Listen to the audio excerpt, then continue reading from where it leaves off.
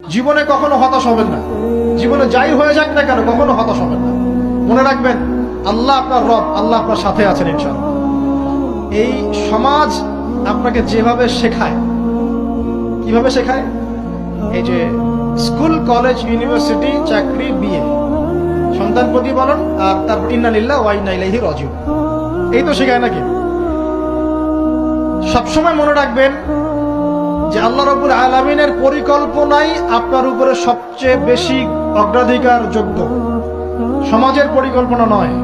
পরিবার আপনাকে চাপ দিচ্ছে, চাকরি পাস না, পড়াশোনা করিস না, পড়াশোনায় কেন তুই 80 নম্বর পাইলি না, কেন চান্স পেলি না, কবে চাকরি পাবি, কবে আমাদেরকে দেখবি, খাওয়াবি, পড়াবি, এই যে চাপগুলো চারপাশ থেকে আসে কিনা, এতে করে অনেক যুবক দেখা যায় মাদকাসক্ত হয়, অনেকে দেখা যায় আত্মহত্যা করছে, ইদানিং করছে কিনা ভাই? এই শব্দটা থেকে আমি এই পয়েন্টটা আজকে লিখেছিলাম যে